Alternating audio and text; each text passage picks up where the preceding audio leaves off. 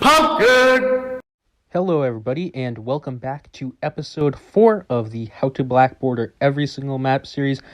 So it's finally here, so let's get right into it. If you haven't seen the first episode or any of the other episodes, you need to watch them right now. I'm going to have the link in the first pinned comment, so you can just go down there to the comments and you can check out all of the episodes that will be right there. This is going to be episode 4, mid-game, and I have a bunch of different stuff that I'm going to talk about today, and a few really cool strategies and examples to show along with it. So let's get straight into it. The first one is going to be part 1, the rounds. We're going to be looking at round 50 through 80, and as the other episodes, we're going to be looking at nothing rounds. You usually don't have to worry about these notable rounds. You might want to be aware of them sometimes, and important rounds, you need to know these rounds. It's going to be crucial for your gameplay. So let's take a look at these rounds. Starting off with round 51, I'm saying this is important because these are camo ceramics, and if you don't have your camo defense built up yet with a camo remove option, then these are going to go right through like a 302 ninja or a 203 sub. Our next round is round 52. This is going to be notable only because it's right after round 50, and you're going to start having clumps of Moabs with heavier balloons like ceramics here, which usually can be tricky if your defense isn't ready yet. Round 53, nothing. Round 54, this one's going to be notable just because there's so many ceramics and Moabs. You might want to watch out for it. Same with round 55. This is where we get our bundle of ceramic rushes. The fourth wave is the most dense, but it's kind of a precursor to round 63. Round 56 is going to be important because you really need your camo village or whatever up by now. There's so many camo rainbows there. Round 57 is also going to be notable because of these clumps of Moabs. On easier maps, these rounds usually aren't an issue, but on harder maps, they actually can be. Round 58 is everything spaced out. You won't have an issue. Round 59 is very important because this is the camo leads. So you need to watch out for the camo leads. And round 60, the BFB, you should know this one. The BFB is coming to give you a bad day, I guess. Round 61, usually this round has no issues with it. Round 62, I'm going to say this is notable for a few reasons. There's a lot of purples here, obviously, but the second thing, at the end of the wave, you're going to see 2 fortified Moabs. So you've got to watch out for those fortified Moabs. You're going to be going off round 62 immediately with the biggest, baddest round that you might be aware of, round 63. I'm going to have a whole section covering this, so get ready for that. And yeah, this is a tricky round for a lot of people, but there's some good ways to take care of it. Round 64 coming right after round 63 on harder maps and for better players. This round's going to give a lot of struggles, so it is quite a good one to remember. Round 65, this is really long and there's just some stuff at the end. You usually don't have to worry about it. Round 65 through 74, we're just going to call all of this nothing. I like to think of this area as just a ton of easy rounds that is giving you an ample opportunity to save up your money and get good towers. And if you kind of waste this and not do that, then you're not really going to have any easy rounds to save up your money. So you better do this right now because all these rounds are generally really easy and they give decent amount of cash too. So coming off all of these nothing really easy rounds in the mid game, we have round 75, which for really good players and hard maps, you'll know this round is tough. It might not look like it, but there are stacked BFBs in there, 3 per stack, and I think there's 2 on the first one, with a bunch of fortified Moabs and leads running around to make it even worse. Round 76, also important. This is the big regrow ceramic rush, so keep in mind that one. Round 77, usually it's not an issue. It's kind of like round 75, but it's more clumped together and you can use your pierce and there's less BFBs. Round 78 is going to be important. There's the big ceramic rush, but also the big camo ceramic rush at the end, so you're going to need to watch out for that. Round 79 is going to be notable. There's a ton of regrows and a ton of BFBs with the 2 fortified BFBs at the end, but usually it's not that bad. And then round 80 is going to be important and the last round of the mid game. So this is going to be the ZOMG. Once you get rid of it, you're going to be going into the late game. So those are the rounds. There are some pretty important ones to remember and some ones that you could keep in mind when you're playing. So let's move on to the first strategy, part 2, the Moab Mauler strategy. Coming out of mid-game, you're usually going to have a bit of an early game carry. So you're going to have like your ninja and alchemist and then a Moab Mauler and your village set up. So we just have our villages right there, and then our 203 bombs and the balloon impact. So right now in mid game, we're just going to be trying to get our maulers up, and we're also going to be working on trying to get the pecs eventually, usually somewhere in the late 70s. You want to have it before round 80. So I'm just going to start spending my money so we have enough damage to get through that. On top of that, we're going to be getting the free upgrades, and I'm going to be grabbing a little bit of some cleanup here at the end, just in case the bomb shooter and those 2 cluster bombs don't get it. So I'm going to be getting the 320 spike balls with an alk buff. Very good upgrade, and I do definitely recommend buying it when you're using this strategy. So I'm going to speed it up and go through this a little bit, but I'm just going to grab a few Moab assassins. So I'm just going to have 2 Moab assassins with an extra mauler, and I'm going to have a ton of abilities, and we're going to be using some of these abilities. So the cool thing here on round 63, you can use the Striker Jones ability, and it has the perfect amount of cooldown. Watch this. Right as it comes up, the next wave is here for you to stun. So it's really cool. It's really satisfying. So if you get it right on the first wave, you can just spam it and you'll have a perfect ability timing. On top of that, round 64 is coming up, and we can just use our abilities, the Moab Assassin abilities, to just delete those fortified mobs, which is really nice. Later on in these rounds, like 65 too, we can use these Moab Assassin abilities too later, and as the rounds go on until you get primary expertise. So I'm going to be saving up for primary expertise now. We're going to be wanting to get primary expertise for a few reasons, because it makes the bombs super cheap. It buffs them up more, gives them more pierce. I think it's +3 pierce. You get the cool ballista attack, which does some cleanup, synergizes well with the bombs.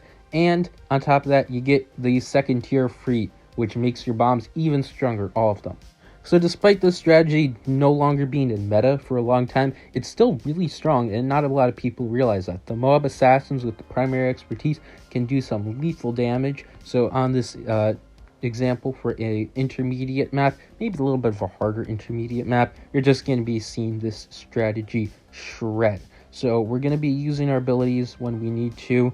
On some harder maps, you probably need to use them a little bit more. But as you notice here, it's not really that big of a deal.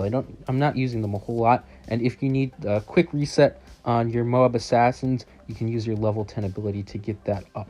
So on round 75 here, usually it's a bit better if you get it a bit before 75, but this is fine. I'm just going to be using my abilities to take care of some of these BFBs, and then we're going to beat this round up, take out 76 easy with a stun, and get the primary expertise. I got it mid-round. That's nice. So now once I got that, I can go to all my other bombs. I just only had 1 3-0 on these guys, but now I can get them up to 2 3-0 because these upgrades are free and nice. And I'll have some areas to buy some other stuff. So we're going to get that glue in there.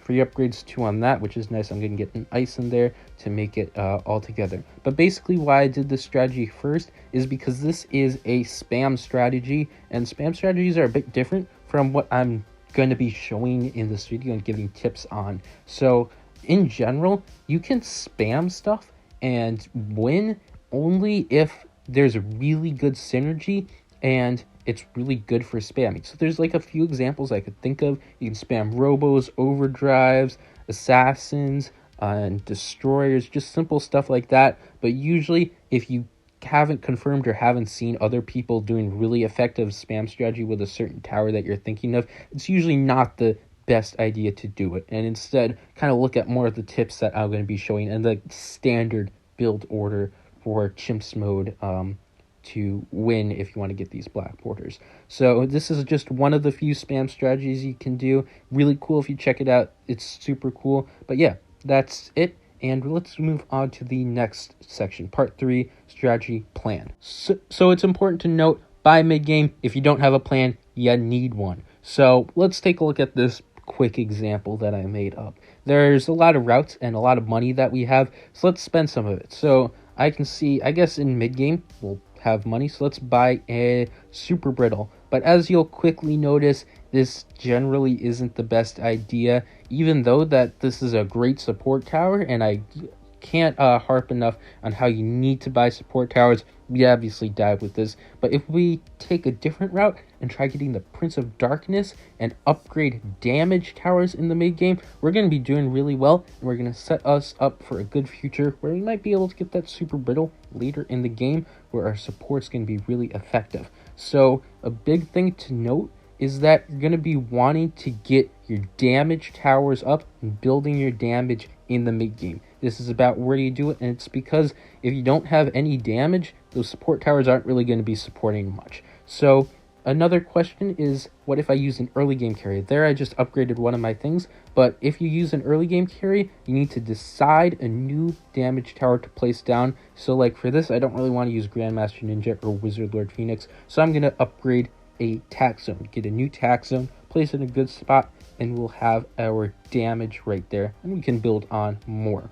I will talk about the mid-game save-up if you're going to be looking for a more expensive tower like Avatar or Raft, but a general way to think about this is that if you have an early game, you're going to be looking for making a footing and a plan just in general, and then moving on from the early game, we're going to be going into the mid game, where we're going to be executing the plan and building up your damage. So getting your big damage towers up, making sure you'll have enough power to punch through the late game. And then by the time late game comes, we're going to be looking at cleaning up our strategy, tie your strategy together, and get support towers to eliminate your weaknesses, which will, I guess, allow you to win. Like in this example right here, this is a Chimps game I made a video on it a few bits ago, and we win with a pretty cool strategy. We got our support, our damage, and our footing. Now, this doesn't mean that you can't get support towers in the mid game. Small basic support towers are actually really useful, and you should get them, like this Alchemist buff or the Village, but generally keep it as 90% damage to 10% support. And if you're unsure of a strategy to use, you can check out the strategy examples that I show here, or just look around and find something that works. So let's go for part 4, the Sentry Champion. Oh yeah, I've forgotten about overclock. I should have realized that much sooner. Yeah, buy that a few rounds earlier when you can actually afford it. So we're going to put down the overclock on the Sentry Expert now. Rallying Roar, because some of these mobs are coming quite far into the map here. Notice that Pat has a long duration cooldown when it comes to Rallying Roar in comparison to the ability time that it has. So be mindful of that. So our next venture now is to get the Sentry Champion upgrade itself. But do we want a means to slow down Moabs, or do we have enough as we have right now? I think we do. In any run of Chimps, it's not just about thinking about round 6, it's also thinking about round 100 as well. Does this setup work for every single round? If it doesn't, then what can you do to implement your strategy to improve yourself on? On tier 4 towers, overclock is a 100% uptime, but with tier 5 towers, it only has like a 65 to 70% uptime. So be mindful of that when using it and realizing that the overclock aspect has run out.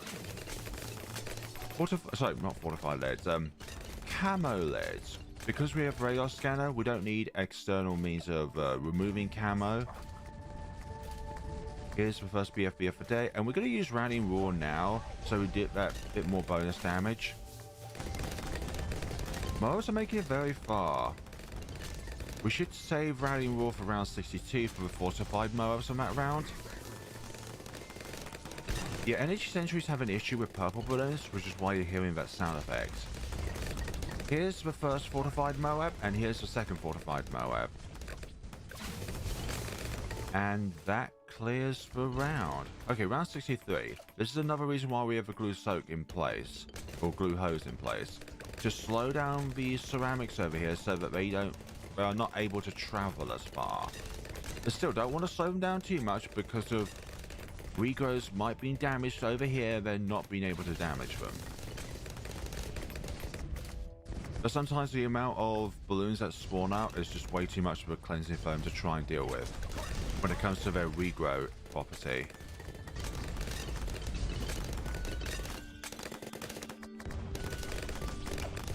Okay, around 65, we are 8k away from being able to get our Sentry Champion down.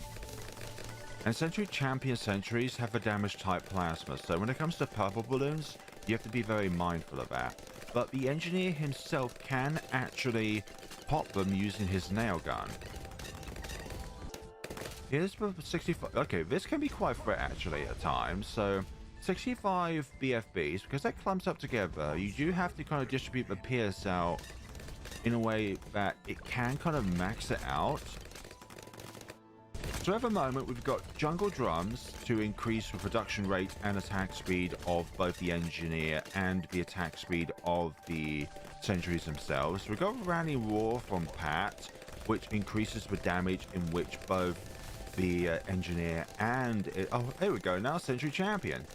So now we're starting to summon these pitbull ones. I've got to mention about the Sentry Expert and its damage types. Because Sentry does cold damage, so it can't hurt white or frozen balloons. And I don't think it can also pop lead balloons as well. The Boom Sentry can pop leads, so it's an explosive damage type. The Crushing Sentry, I believe, is shatter, so it can pop frozen but not lead. And the Energy Sentry is an energy type of attack, which can't pop either purples or leads. But the Plasma is a beefier version than Energy, because it can pop leads but not purples. I also forgot when Overclock is active, we increase the attack speed of the NG and the production rate of the sentries themselves. Speaking of, we're going to get ourselves a 4-2-0 Alchemist now. So it increases the damage that the engineer itself does, but the stronger stimulant enables the production rate of the Sentry Champion itself to be able to produce more sentries. And there goes round 76 actually, I forgot to mention about that. Running with some things going on to increase the production rate of sentries and the damage in which the sentries can do with Rallying Roar. When you think of other ways for our Sentry Champion sentries to do more damage, there are two things that we can do. We can incorporate Glue Strike, but I'd rather wait till we have enough money for Glue Storm, because Glue Strike only affects the current balloons on the screen, including Moabs, by the way. But Glue Storm pelts the screen for much longer and is able to affect balloons that are coming out of the screen as well. Rallying Roar for the remaining ceramics. So round 78, I forgot to mention, is a very important round. It has two waves of hugely clumped up ceramics, which Pierce in itself is a very important factor. Enough Pierce means that you can pop enough balloons. Enough Pierce means that the projectile itself can go through enough balloons. So next up we should get MIB, and then when we have 21,600 we're going to get Call to Arms. You could get Homeland Defense, but that's only really optimal on easier maps, which doesn't require as much crowd control.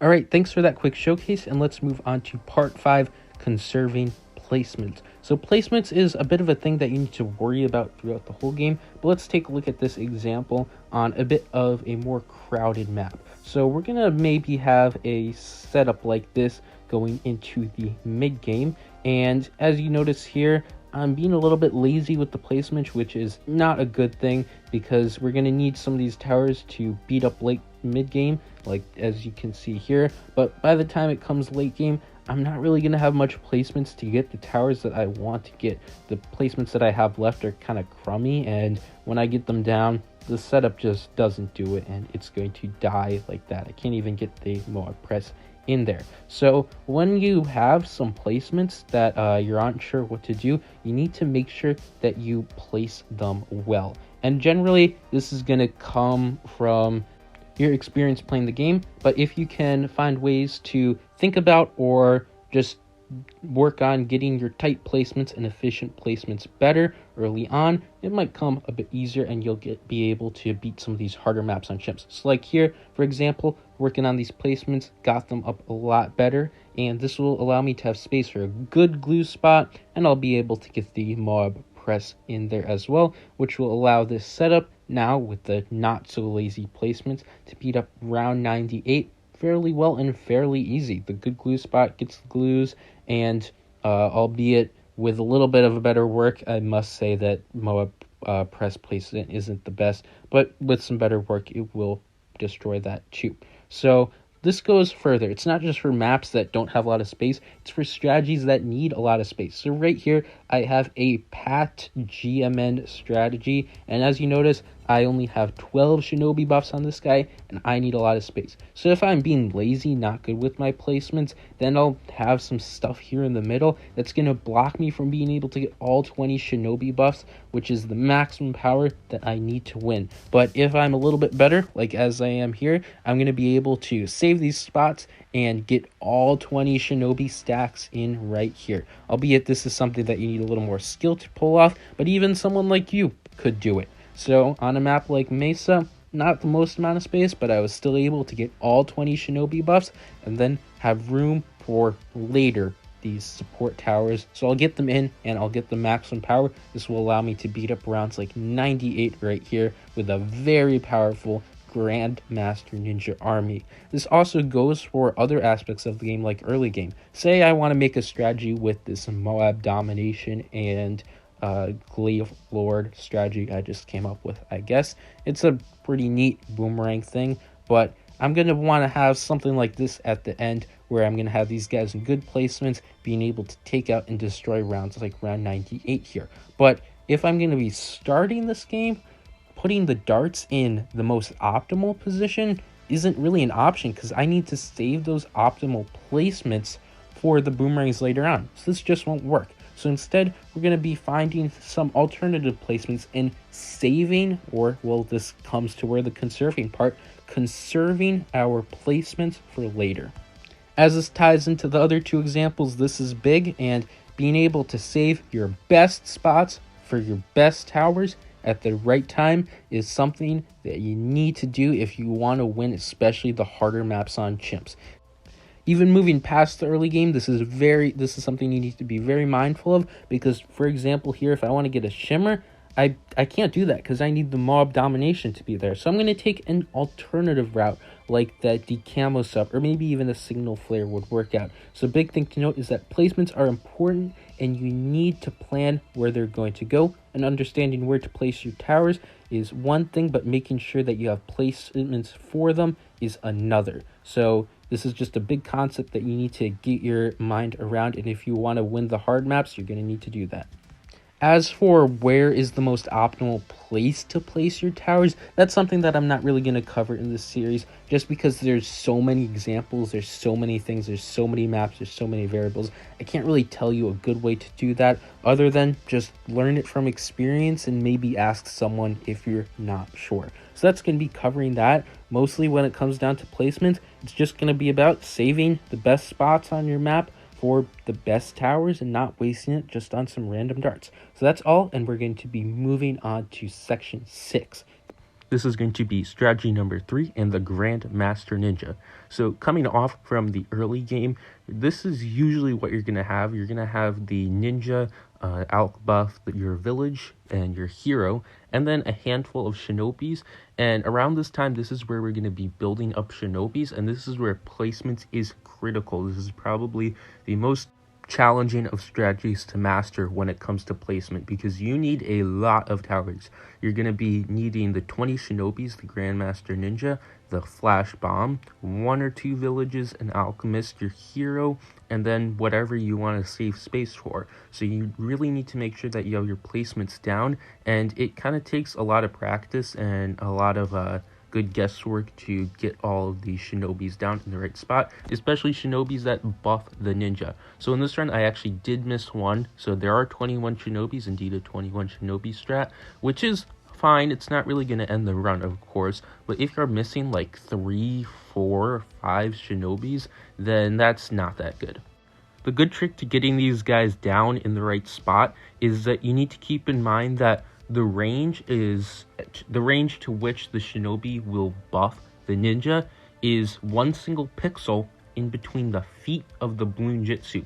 So you can't have the range kind of just touch his hat a little bit. That's not going to count. You need the range to be covering roughly where the Bloon Jitsu's feet is, and because this game is actually a 3D game, that is going to be at a different level from where his hat is. So you need to keep that in mind, and I also do this little trick where I place down my ninja. You'll see me doing this a lot. I click on the Grandmaster, not the Grandmaster, the Bloons TD. See he has 13 buffs. I buy the Shinobi, check back on him, and see he has 14 buffs now. So as you can see, that one worked, and I didn't have to buy range. And sometimes I am going to have to buy range, like for these upcoming guys right here. And yeah, once I do that, then I will have a good amount of buffs. Now, I know that a lot of maps and a lot of strategies, it's really, really hard, or you just can't even get it at all if you're placing the Bloons in an optimal spot to get all 20 buffs, which is fine. This strategy will work very well if there's usually 15 or more, but when you kind of have less than 15, the power noticeably falls off. Having the whole 20 stack makes this strategy indeed very, very strong. Like you can see here on another map, I only got around 16 or so Bloons here, but I still pushed through.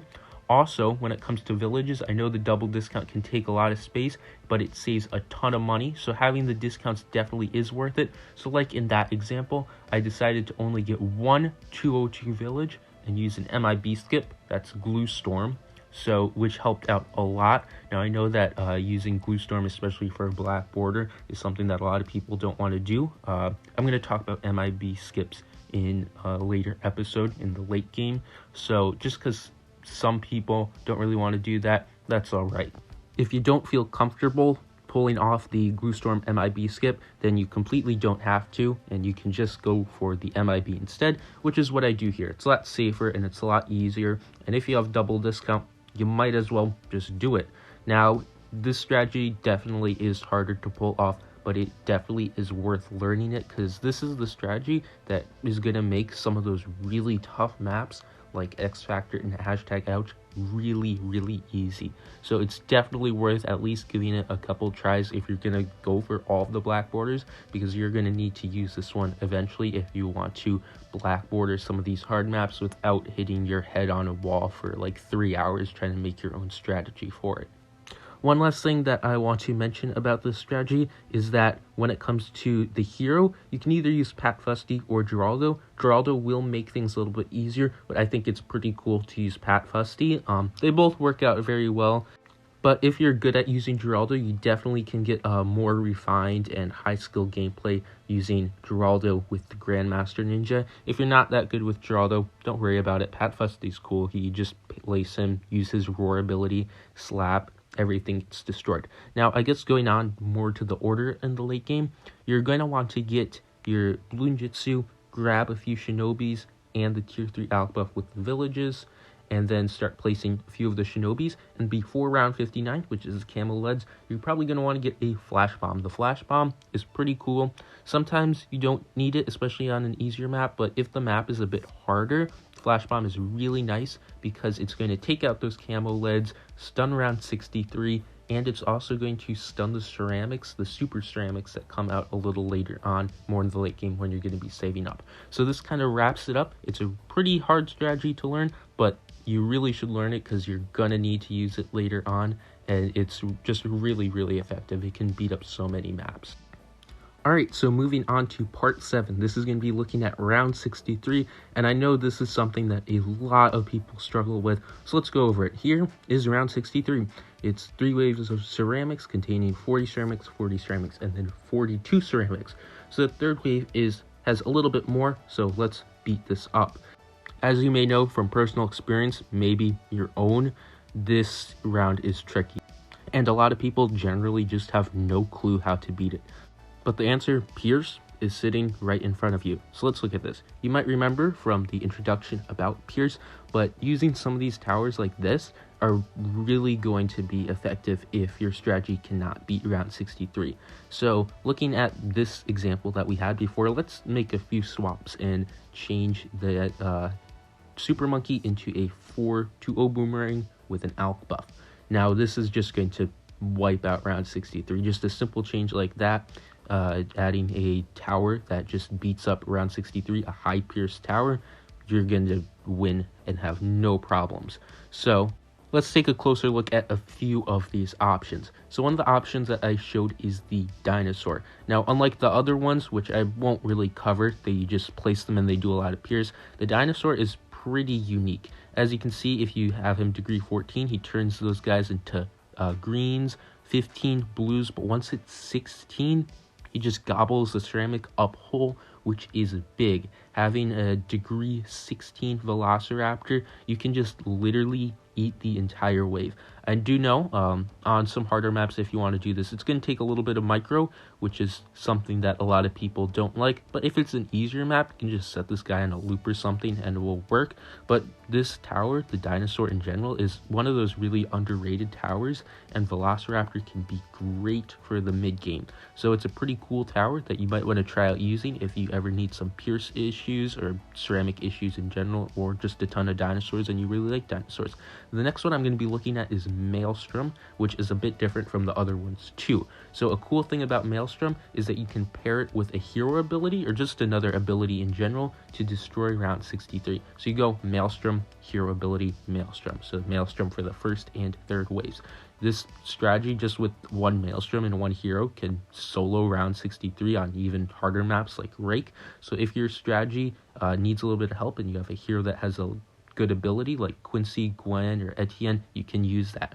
And these towers generally take out around 76 and 78 pretty well, with the caveat that you need camo and there's a bit more ceramics. But by that time, you usually have those covered. So in every single Chimps game, am I supposed to buy one of these Pierce options to beat round 63? And the answer to that is not always, because you don't always need to buy towers. So nope, indeed. You will have a few examples. The first example is you either buy a Pierce option, like I did with that Dragon's Breath. I needed help clearing out some Bloons in this example. Another case that you might come around is if you have a mid-game carry, which I'll talk about in a moment, like here, then you probably won't need to buy it either, because the mid-game carry is going to just take care of all of these ceramics on round 63. And the last option is your setup literally just doesn't need it. Like in this example where I'm going for Comanche Commander, I just beat up round 63 by default. So being able to know when you need Pierce in your setup is something that we definitely looked at in the first episode, and it's really important to make sure that you have a proper balance in your strategy. And it's very important to not go overboard, because when you're going overboard, you're going to be spending far too much money. You don't need all of this defense just to beat round 63. You're just wasting money at that point. These towers are going to fall off after round 80, so having them only as a band-aid to fix round 63 is pretty good. So keep the balance, keep the good balance of Bloon popping power, Moab popping power, or just generally popping power in the middle, and you're not going to want to have a setup that just has a ton of ceramic towers that are going to die to 64. So like this example, there's a good balance. Keep it like that way. So with that in mind, and hopefully with some experience, you're going to be able to see if your setup just needs Pierce and needs something extra to beat up round 63, or in general, more Bloons. So you might have to add something like a recursive cluster to your setup or something, and that will allow you to beat round 63 very well. So now let's look at part 8, the fourth strategy, the Bloon exclusion zone. Now this strategy is a really fun one. I love using this tower, and for a good reason. So I'm going to be showing this one on an easier map. So going into it, we're just going to have any kind of general damage hero. So you might have like Quincy, Sada, Etienne, something like that. You're probably going to want more damage with your hero to go into the late game, because you're going to be affording this guy a little bit into the late game. This is an expensive tower, so you're going to need a big save up for this. So generally just having a hero that does some good damage to help along the way is going to be pretty useful. So going into mid game on this strategy, I have a pretty simple setup, because this is an easier map. On a harder map, you're probably going to have a little bit more, and you're going to be getting the Bez a little bit later with a little bit of extra support added. But I decided to go for Churchill. Churchill's pretty cool, does some good damage. And I have him, and then I have the Bloon exclusion zone. No, not the Bloon exclusion zone, the Bloon aerial denial system. That's the tier 4, and I just have him on target independent. Target independence, pretty good. If it's a multi-lane map, sometimes it can be a little bit goofy, but as long as you place him back in the track and he's shooting into the balloons, not shooting at the balloons, so as I have here, farther back in the track, he's going to be doing very, very well. He also has a ton of range when you get the 204 cross path, so that's pretty useful. You just need to keep in mind you need camo for that one. So generally on some harder maps, you're probably going to need a little something extra, maybe like a Dragon's Breath. I'm going to be getting a recursive cluster here in this example, even though I technically don't need it. It's kind of just good practice for harder maps anyways. And I'm being a bit safe on some tricky rounds, which is pretty good. It's better to be safe than risky, I guess. So some of these simple rounds get taken out super easily by the Bads, and even these tougher rounds like round 63, the Bads takes care of them pretty well. The Bads is a very strong tower. You can even use this guy as a mid-game carry if you want. So yeah, it's definitely a really good strategy and really fun. But the big thing that we're going to be looking here is we're going to save up. You need to resist the urge of spending money, because although this is a strong tower, you're really going to need to push it to its limit and save up for a really long time. So I started saving up a long time ago. I'm going to be getting the recursive cluster here, because I realize I'm going to be going for such a long time. Might as well get it. It's going to help out with the ceramics and stuff, especially like don't want to get a regrow farm on 76. So we got that, and we have like $40,000 on round 77. So we're just going to keep going into the early 80s about, which is when we're going to get the balloon exclusion zone. So we're going to talk about save ups in general after this part. But this is just something that's super big. You need to, if you want to get these really, really strong towers and win using really strong towers to beat the hard maps on Chimps, you're going to need to be able to resist the urge of spending all of your money and have faith that your strategy can go all the way to the balloon exclusion zone. I know a lot of people, and I see a lot of gameplay where they'll have a setup like somewhat similar to this, and if they just save up, they can get it, but no, they just spend. So let's look at that. Let's look at part 9, save ups. So there's going to be 2 parts of this. I kind of cut it up a little bit, so let's look at it. The first bit is, when are we going to save up? Because some of these towers, as you notice, are really expensive, like this Mad and Moab domination. So let's see.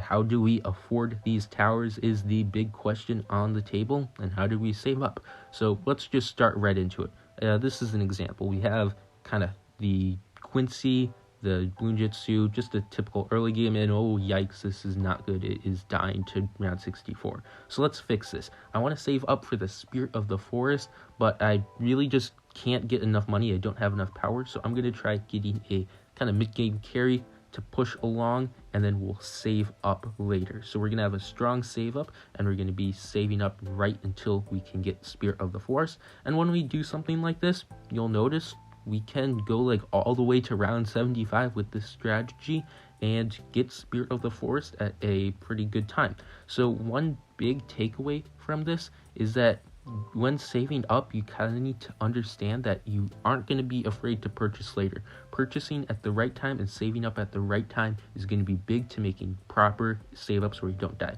So get your tower generally before hard rounds come.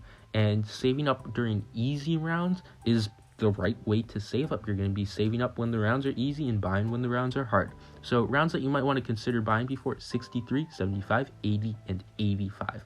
And to get a tower on those rounds, there are a few examples that I have here. So for like a subcom, if you save it from 49 to 62, you'll be able to buy a $27,000 tower. For something like the Prince of Darkness, 57 to 74, you'll be able to buy a $30,000 tower. For something like Grandmaster Ninja, 63 to 79 gives $39,000, and roughly for something like I did here, 63 to 82 gives $49,000. Now 63 to 84, big save up, $63,000. That's what we're going to be doing for the best. So these examples, you aren't really going to follow these all the time. They're always different. You're going to be around or off, but doing something like it is going to be pretty common, and if you're going to be doing it right, you're probably going to be doing save ups that are around those margins. But if you want to go a step further than just remembering those numbers, check this out, and you can get precise details. So this is QuincyBot on my Discord server, and I'll give you a quick tutorial on how to use it. So you start by doing /income, start round, and do the round that you are on, and then the round that you are going to end on. So say I want to get it before 79, you can see that 55 to 79 gives $52,000, blah, blah, blah, blah, blah, there. So we can see, you use that to see how much money we need. We can also do the /cash command, where we do it the reverse way. We start with how much cash we need. Say I need $62,400. So that would be for something like a Bez save up, and you can say what round you're on. I'm going to be on round 60 here, and just set game mode to Chimps, and I go. So you can see on round 84, I'm going to be having $65,000, and that's before 85, so that's pretty nice. I'm going to have to not really save up. So using this bot can actually help you if you're doing some tricky Chimps modes, and you want to be really precise with your money. So now let's go over and look at the second part of this section, which is going to be the mid-game carry and how we're going to be doing some of these save-ups for towers like all of these, which aren't really strong when they're the tier 4, but when they're the tier 5, they pick up their power. So we're going to be getting towers that do tons of damage for your mid-game when the towers that you're saving up don't. So these are just some examples. There's many, many more towers that you can use for mid-game, like Bads, for example, but these are towers that you just place down. They're going to do a ton of damage and a ton of support. So let's look at a few in particular. Not all of them, though. This one is Spike Mines. Spike Mines is great. Spike Mines is awesome. Spike Mines is love, and Spike Mines is life. So you're going to be seeing a lot of Spike Mines. And if it's a single lane map, just get 420, or if you just don't need smart in general. So Spike Mines is just a super strong general damage cleanup tower. It does great against Moabs and tons of ceramics, which is really nice. Like here it is just taking out around 63 with the little support of the towers that you have. So if you're like saving up for Spirit of the Forest, this guy's just gonna do it for you. It has extremely strong general cleanup too, like takes out the fortified mobs too, which is great.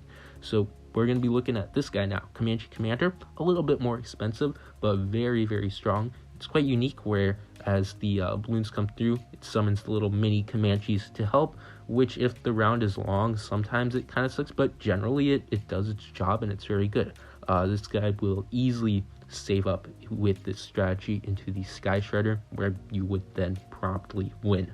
This is another guy that you're going to be seeing like literally everywhere. Very strong tower. Definitely recommend using it if you need a ton of damage to come in.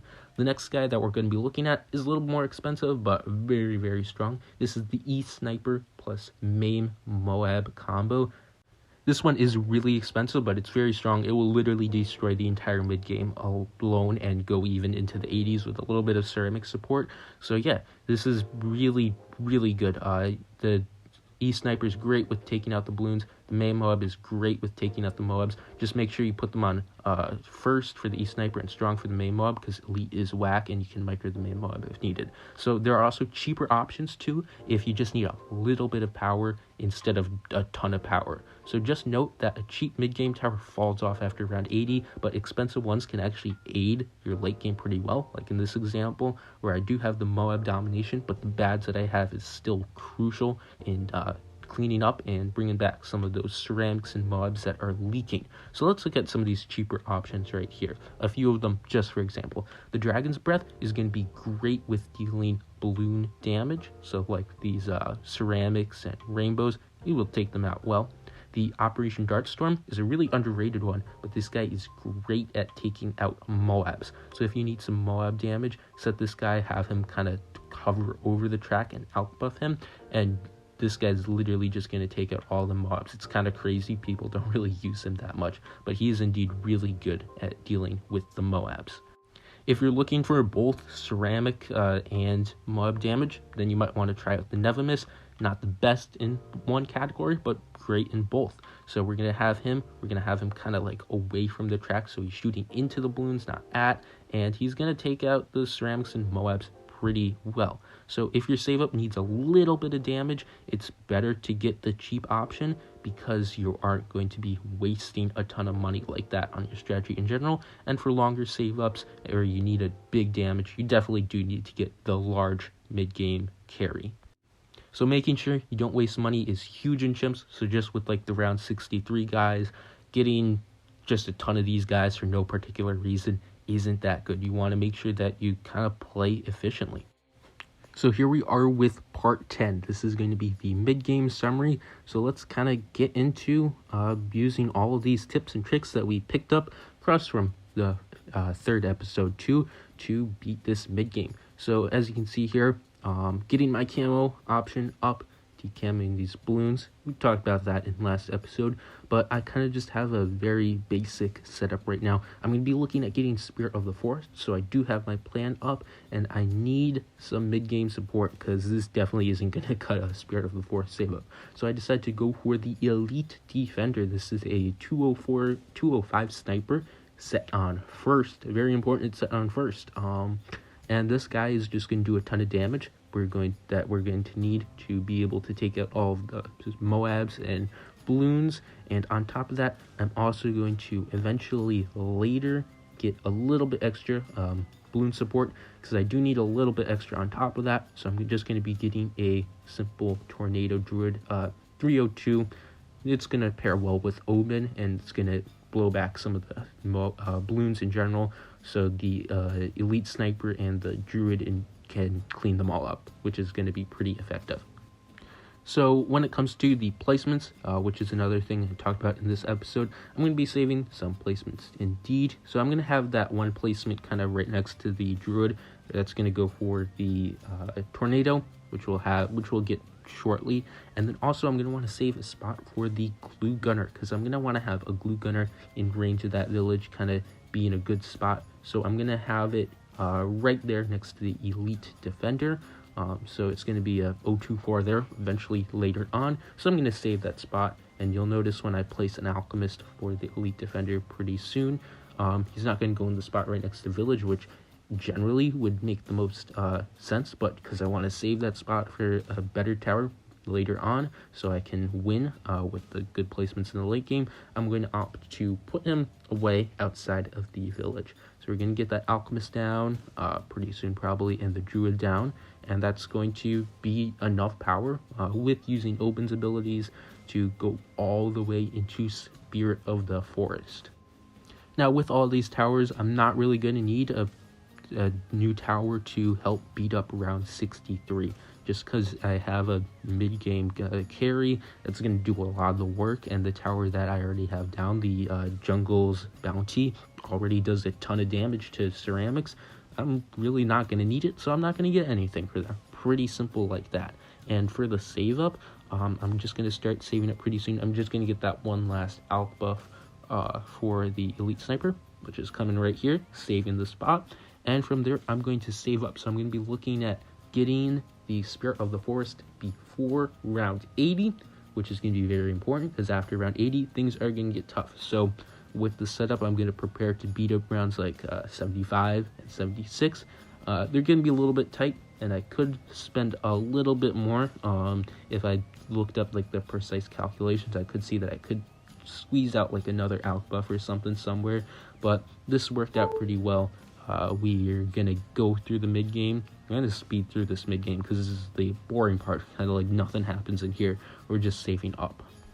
So while this goes on, I'm going to talk about something kind of interesting. Normally when I play, I just do it off intuition. Like I kind of know that this will work. I get that then. But for this game, I decided I'm going to think of it more like a checklist, and instead of being like, oh, I know that the Elite Defender will do this, I'm going to see, oh, well, I'm going to want to save up, and I'm going to need this, I'm going to need that, I'm going to need a little bit more support with ceramics. Kind of do it as like a checklist of all the points that I made. So maybe when you're playing, you probably kind of think the same way if you're following all of the tips. And it worked out pretty well. All the strategy came together. I filled in all the gaps that I needed, and I decided to just like end this game out for fun, and I used the other tips that I'm going to use later kind of with the same mind of thought, and it ended up working out pretty well too. So these tips definitely are going to help, and this is kind of like what I use to beat the hard maps on Chimps, except more so that I do it really without thinking. So now we're kind of at the tricky rounds. The elite defender's doing great, and I'm using the abilities. You have the abilities, why not use them? They might save you from dying. That spike factory from the early game, it's cleaning up, the druid's doing work, and everything's coming together. So now I'm going to be looking at just getting this Spirit of the Horse right before round 80, so it's going to be a mid 79 purchase. As you can see, I could have spent a little bit more money to be a bit more safe, but we're still going to get it before 79. Mid-game worked nice and easy, and yeah, that's kind of how you save up. Especially on these trickier maps, people are very daunted by saving up, and they never save up to good towers. They just die because they can't really get these good towers. I know that you could do like a spam strategy or a modular strategy, but honestly, if you can't save up, you definitely aren't going to have the skill to pull off a proper spam strategy.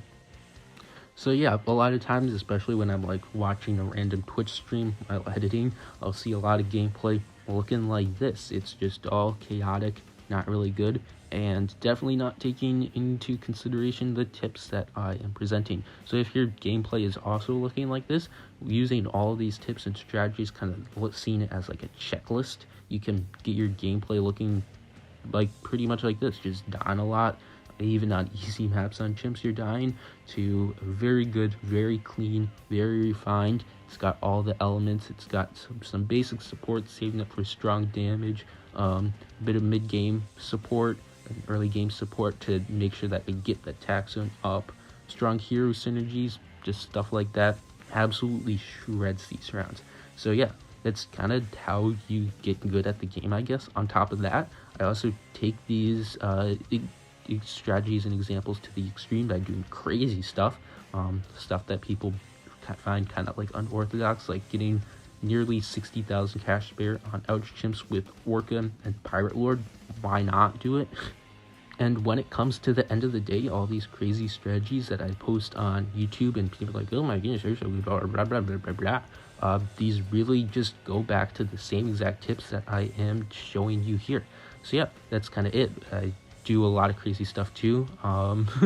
Like this one is a really funny one. I just might as well show this. It's crazy wheel spin where I have the wheel like pick random towers and I try to force them to be good.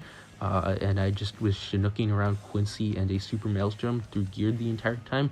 But yeah, even something like this, I'm using the same exact principles that I am showing in this series. So it definitely can really improve your skill level if you're going for something like that. And finally, to round it off, part 11, this is the end of the kind of video-ish. I'm going to be showing the early and mid-game of the other strategies that I looked at. So if you want to try some of these strategies out, you can see what these look like. So I'm going to be more or so speeding through these. I have grounds cut out-ish and 2x speed for some of these runs. So they're going to be like 5-ish minutes. So let's just get into this one. This is the Mauler spam from the beginning of the video. Damn, that was like 40 minutes ago. This is a long video, geez. So yeah, it's pretty simple because we can't really start with bombs. Like, you just can't do that. They really don't start out in Chimps at all. I'm gonna be getting an early game care a little bit. Just gonna get that Bloon Jitsu up. I'm gonna Alk buff it. Well, I'm gonna get double shot, then Alk buff, then Bloon Jitsu. You also can like just do Bloon Jitsu first and Alk buff, but I generally find this to be safer. It works out really well. Works like even on the harder maps, and you'll get that before round 36 if you've gone straight for it. You can get the cross path just to make it a little more consistent, and with one Moab Mauler and a discount, you can use Striker Stun on the ceramics. This strategy will clear it up. Now, getting these villages in the right spot is kind of important. I'm going to be getting one discount, and then I'm going to be getting the primary mentoring.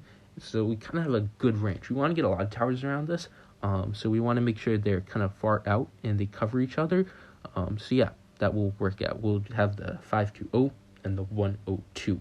That just makes it so that we can get camo on literally everyone. It's kind of annoying when you have a 502 and a 022 because the camo covers like half of the bomb. So just do it like that. You're going to be losing a little money with the discount, but it really doesn't matter. It's just going to be way worth it. So we're going to have that one mauler for 40. We're going to get the free upgrades with the primary mentoring, and then we get that cluster bomb and impact, and we pass through the mid game. I already showed the mid game, so let's just go on to the late game. We have our primary expertise, and we have all the bombs. And I got my relentless glue, which was nice because we'll get the free upgrades. I'm going to be looking at getting a little more ceramic support because these guys do struggle a little bit with ceramic. So I'm going to get a snowstorm. Works pretty fine because these bombs won't really interfere. I'm going to get a ton of Moab assassins. I'm going to have the Bloons TD there for DDTs, so we can use that on DDTs. And now we kind of just have a ton of abilities. We can just continue buying Moab assassins here for the late game.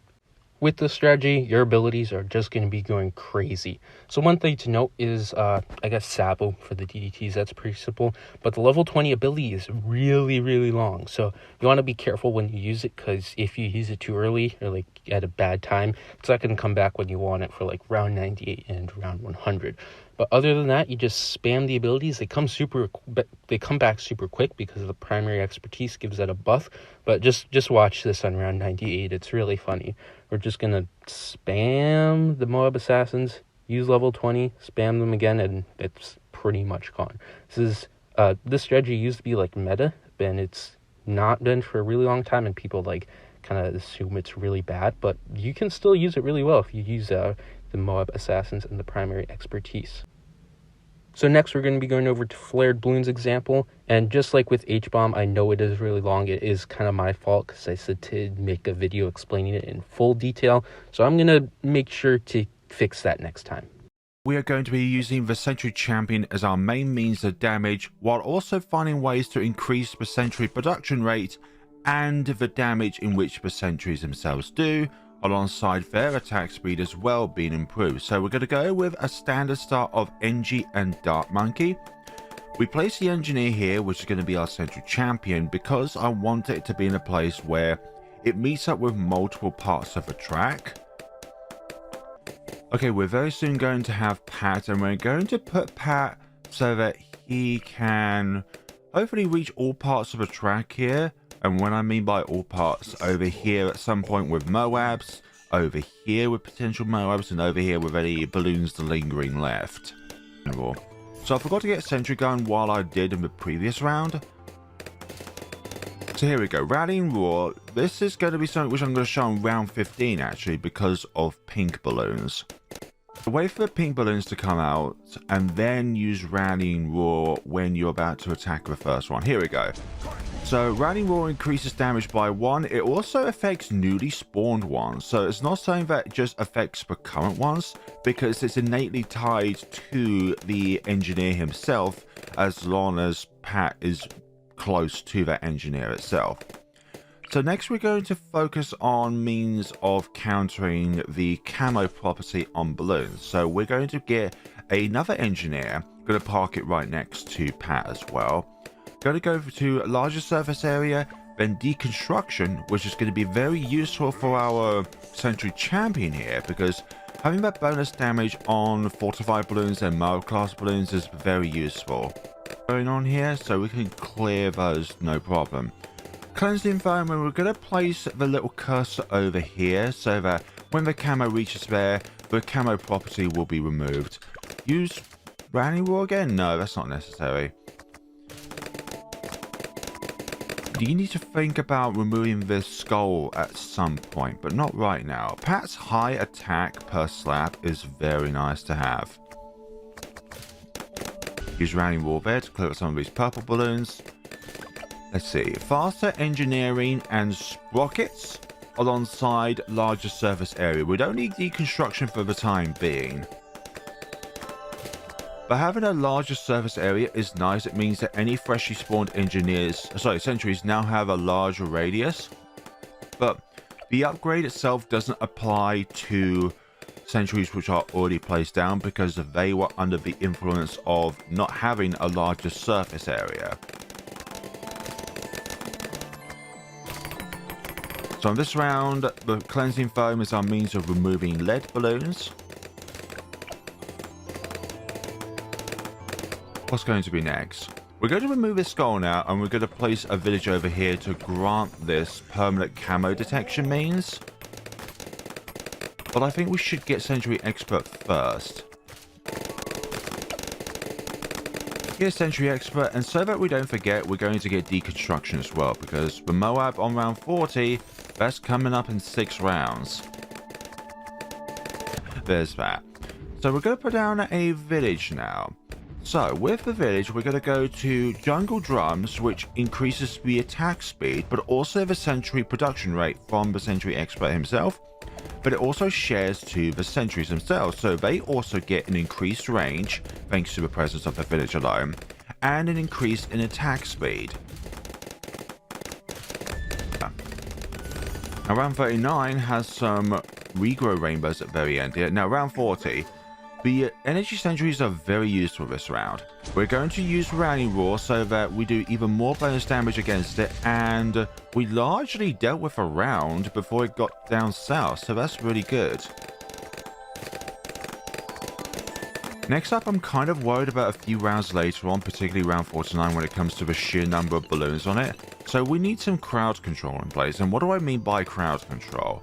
It's putting down a balloon that enables it to slow down balloons on the field. So let us put down a 130 glue hose for the time being. We will be going for glue strike and glue storm, but not right now. I want it so that it reaches this little part of the track to slow down the balloons. We don't want corrosive glue because that will encourage regrowth to happen.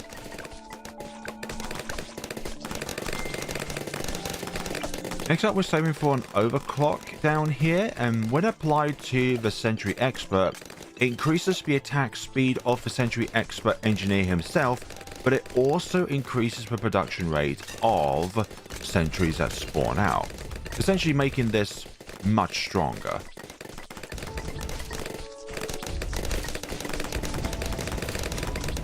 As round 49 cleared up, and the only reason we was able to clear that so successfully was because of the fact that we slowed down the balloons over here before they got in range of our sentries here.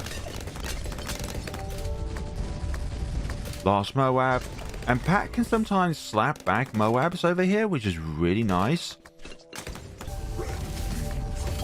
Crowd control, as I mentioned, is means of slowing down balloons.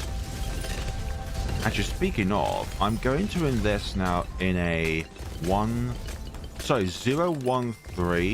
blue gunner. So, bigger globs is very cheap, so that's why I went with that. It just so means we can affect more than one Moab per glob. So we've got a means of slowing down both Bloons and Moabs. This for the masses, this for the bigger targets.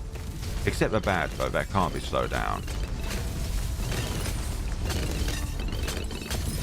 Round 83 has small groups of ceramics. I forgot to mention that from round 81 onwards, ceramics are much beefier, so it takes many more hits for them to crack their ceramic shell. So we've got ceramics, regrow ceramics, and fortified ceramics. 94, a bunch of Moabs and BFBs. Use Rallying Roar to increase your damage, and now that Pat's at level 14, the amount of damage or bonus damage that Rallying Roar provides to nearby towers, including any sub-towers, like with the Central Champion here, goes from +1 damage to +3 damage. Oh yeah, I forgot about quarter arms. Here we go. I'm very good at concentrating on what's going on, like when it comes to balloons, but I'm not very good at foreseeing the future as to like what I need next, and when I have the money for it, then purchasing it. So Call to Arms gives all monkeys 50% attack speed and pops for a short time, but it also increases the Sentry production rate from the Sentry Champion itself. So Overclock and Call to Arms. Stack both of these together and you can notice a huge amount more Sentry Champions are going to spawn on the track than otherwise. And when this says attack speed and pops, pops equivalent to pierce, not damage.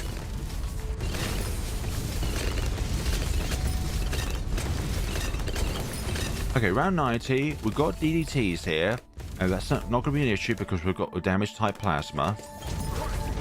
Combine Rallying Roar and Call to Arms. And yeah, we've got ourselves a huge amount more sentries than we would otherwise without our bonuses given. So next up, I'm going to think about the Glue Storm, because this is going to apply a +2 debuff to the any balloons themselves, so therefore they receive more damage, including bads and boss balloons. Obviously in this case there's no such thing as boss balloons, but for the bad, that's kind of important. That +2 damage can take you a long way. Okay, round 93, let's use Glue Storm to deal more damage to the DDTs and everything else here.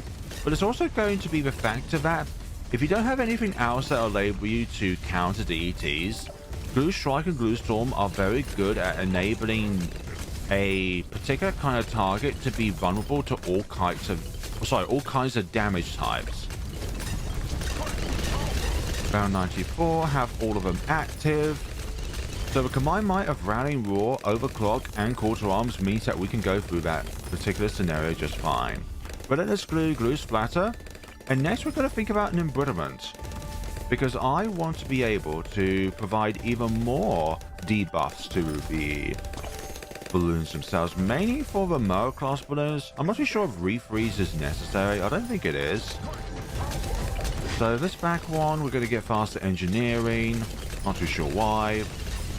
So that's pretty much the setup done and dusted. We're going to get ourselves a 140 spike factory. We're not going to get 240 because it's going to be in range of the MIB here.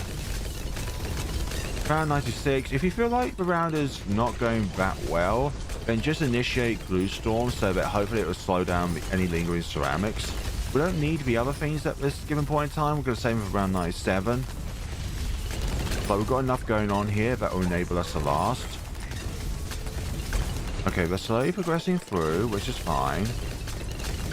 Oh, we're making our way to the very end of the map here, so perhaps be a bit more confident with your ability usages. Round 97, let us use... Okay, now we're both struck by Relentless. Let us use Glue Storm, Call to Arms, and Rallying Roar. Or perhaps we should use Rallying Roar later on in the round. Yeah, when the Moabs are more centralized on the map, perhaps that would have been a better case scenario. Yeah, it both embrittlement and a Glue Storm while its ability is active, alongside Rallying Roar when it's active, gives bonus damage for the Sentry champion and its sentries, alongside everything else as well. So what am I thinking about now? Anything that will help us out. So let's just get a Bloons Sabo and another Bloons Sabo. We don't technically need anything really for I don't know what I was thinking of there really. Okay, slow them down there. The Bloons Sabo is not going to affect the bad in any way, shape or form. Okay, now that the bad is struck by the glue, we can do even more bonus damage against it now. Let's see, bad is going down very well. Okay, I forgot about the Glue Storm there. Activate it while Call to Arms is still active for more spikes to churn out. And as you can see, the balloons here, light work. That is honestly a really good strategy. But the only improvement I really should make is A, spawning down towers much sooner when I have the money to do so. And B, certain ability timing so that we use them when they are much more effective in doing so.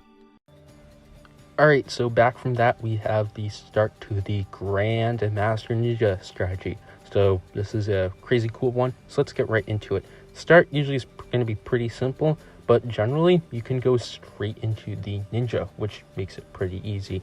On this map, I can't really start with Ninja, so I'm just going to get a standard Chimps early game. Just the 3 darts and sniper, and then I'll be going into Ninja. You want to really make sure for this one that you get Ninja in a spot where you're going to be able to get a lot of Shinobis around it. So I'm going to get my Ninja right about here. You could get it more centered to be honest, which probably is a little bit better, but this one's fine. I'm going to want to make sure Pat Fusty is in a good spot. So this one alternatively works too. But you're going to want to make sure it's in a good spot. You can kind of avoid the rule of like having your towers close to the track where they'll use their pierce better because of seeking shurikens on the ninja. So you just like shoots and then the shuriken goes wherever it wants. Unlike if you had like a juggernaut kind of far away from the track, it shoots and it doesn't use its pierce. It will use its pierce if it's far away from the track, which is pretty nice on this strategy. So we have that. We get the pat down, and then we can move right on. I'm going to get the alk buff. One big important thing to note with this strategy, though, I guess I'll talk about this now, is with the alk buff. So if you didn't know, the alchemist buff in Bloons TD 6, it's going to shoot the Berserker Brew, which is the brown potion. There's two potions. There's the brown potion, the green potion. It's the brown potion that we really care about because that's where all the power comes from. The brown potion only applies to the closest tower it can target. Now, if it's like a 4th tier alchemist, it can target multiple towers, with the 420 being able to target 2, 401 being able to target 3 if it can get to it. So you're going to want to have the towers that you want to target being closest to the alchemist. This is very important. So when we're doing the strategy, we're going to have the 3rd tier. How am I freaking? Shinobi tactics. Yes, that brain is dying today. We're going to have the shinobi tactics being as close to your Bloonjitsu as possible. So when we have this, we want to make sure that that alchemist buff is not going on to one of those random shinobis instead of the Bloonjitsu and the Grandmaster ninja eventually. And we want to keep it like that. So what I do 2 little tricks. First of all, get the alchemist onto the touching the pixel of the Bloonjitsu. That's pretty important. The second trick is to kind of have your villages right next to the alchemist, so it avoids having to put so many right next to it. Generally, this is kind of where you're going to want to have your village anyway, which is pretty nice. So you can do that like I did here. And then on top of that, if you're going to have shinobis that are going to be right next to the alch buff, make sure they're 1 or 2 pixels away. Probably 2, maybe even 3 to be safe. So that will make sure that the alchemist, because you're supposed to have it touching the Bloonjitsu, then it's going to apply it to the Bloonjitsu, not the shinobi, even though they're still right next to each other. One of them is only 3 or so pixels away. So going on for the strategy, we just had our build-up of the villages, build-up of the shinobis. We got that flash bomb in. We talked about the shinobi priority buff. Not shinobi, alch priority buff, which is a big thing. We are going to be using that later on too. And going on to the mid-game. Generally, you have kind of 2 options. You could either get the Grandmaster Ninja before 80 or before 85. If you do it before 80, then you won't really have to deal with super ceramics, but you're going to have to stop buying the shinobis before you can get to the 20 stack, or you could just get the 20 stack and then get it before 85 and use Pat Fusty's abilities in the late game. Usually I like to get it before 85, but you could do either way. In this example, I went for all 20 shinobis first, and then got the Grandmaster Ninja before 85, and then from there, it's actually really easy. This strategy just has a ton of power, and you can slam right through it. Pat Fusty's ability is incredibly strong, and it has an insane synergy. Everything just melts when you use it. But you need MIB. If you did the 1 village to save space, then you're going to have to get Glue Storm, or MIB skip, something along the lines. And then from there, you can just get some basic support. So you could get Moab glue, relentless glue if you want.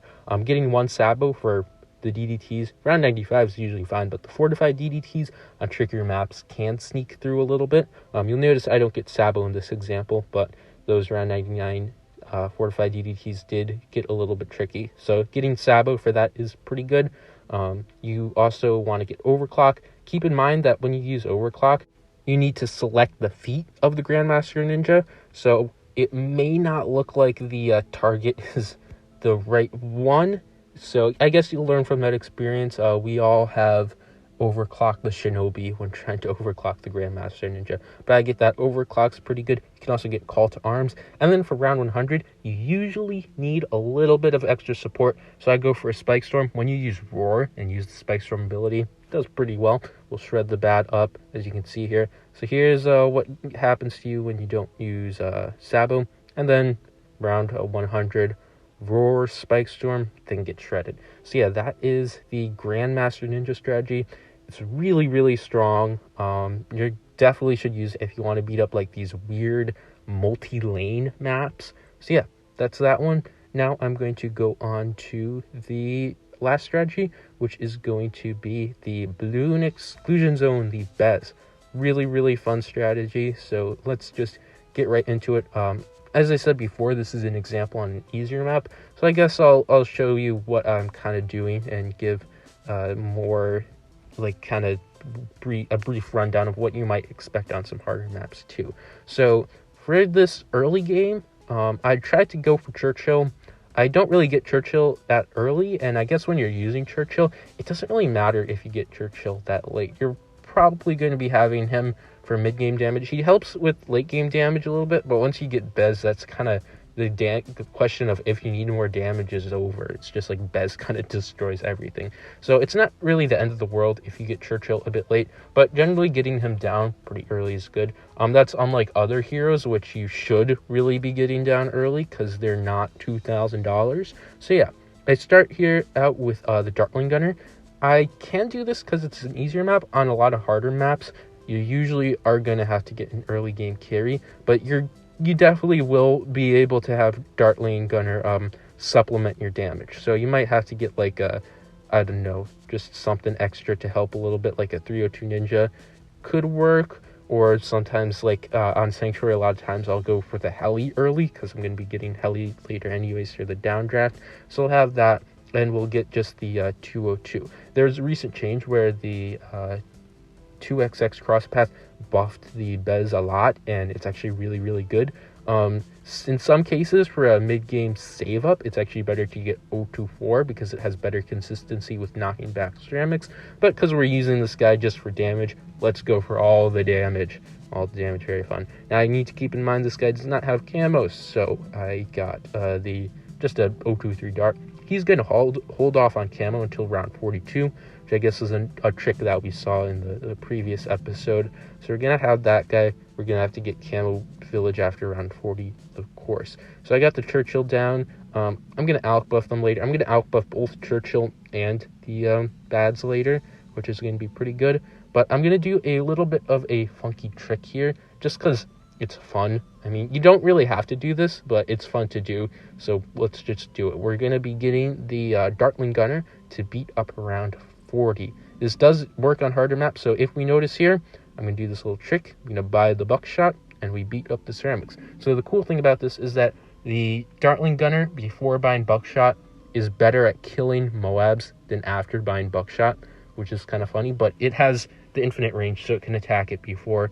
And another thing is that it also has like more centered fire, so it can get the shots on the Moab, and it just generally has better Moab damage, so it deals more Moab damage. So you use the tier 2 to beat up the Moab layer, and then once it pops to ceramics, you buy the buckshot, and the buckshot wipes out all the ceramics. It's pretty cool. I have a lot of runs on Sanctuary where I use the Dartling Gunner for the early game, and I pull that off. It's really awesome to look at, and it's just fun to do. Like, it isn't really that necessary on these easier maps, but it's pretty nice. On harder maps, you can actually get it to work out pretty well, although I honestly would recommend just having like something a little bit more safe. So we got that. We go into the mid game with the Bads, and we come out in the late game. So we're still continuing the save up, even though mid game is, I guess, technically over. This is kind of just an example of how mid game and early game, that as a concept, doesn't really apply to every game, because sometimes it's going to start later, sometimes it's going to start earlier. So I do get it a bit early just because this is an easy map. I can save up earlier. On some harder maps, you might need a little more power, like replacing that recursive for a stronger, more dedicated mid-game option, like Comanche Commander. No, not Comanche Commander, Comanche Defense. But after that, it's pretty easy. Overclock, this guy's going to go insane. We can just get, no Moab blue. He isn't even really going to do anything this run.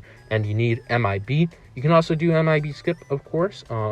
This is one of those options where if you have space, you can do an AMD spam. Although for a black border, I wouldn't really recommend that. So yeah, this just destroys everything. You can get this guy to really destroy hard maps too, if you can save up for it. So that's the Bloon exclusion zone. Really, really fun tower. I really recommend this one, and it's going to really teach you how to get with the dedicated save ups, because if you can do that, you can really afford so many amazing strong towers in Chimps mode. So that's pretty much it for all of the examples and tips. Thanks for watching. As always, episode 4 will be coming in the future. It takes a lot to make these episodes, so it's not like it's going to be coming out fast. But if you're in the future, you can just watch them all. It's pretty funky. We're going on for the late game next episode. But I just have a quick little question I'm going to ask you guys. So, well, first of all, let me know if you made it this far. That would be pretty cool. And I'm kind of curious on how this series has helped you. Is there like certain things that you take away? Are there certain things that you know? Just kind of curious. And we're going to be looking at the late game next episode, of course, and we're going to be doing some other pretty funky strategies too. So yeah, just generally this series, I really hope it's working out. I made it so it really teaches like the fundamentals of how you can get really good at Chimps, like why things work especially, and if you can pull off all these tricks, you can do really weird funky things on your own, and really beat any map with kind of anything if you get really, really good. Really excited to see where this goes in the future, and I really do hope it helps out you. I'm going to be doing a little kind of side tangent episode at some point on half cash. I know a lot of people have been like talking about how they're like struggling with half cash, blah blah blah. So I'm gonna do some good research, some good gameplay, and try to make an episode kind of dedicated for that. But for all that is right now, that's kind of it. I really hope you have a great day. I'm going to be taking it off, and as always, in the pinned comment down below, there's going to be a list to all of the episodes, so you can go right there. Go to episode, it would be episode 5 is next. And yeah, if it's not out yet, you could check out some of my other videos. I have 2 videos that will pop up right here that you might like. So that's all. Have a nice day, and I hope you have a great time black bordering.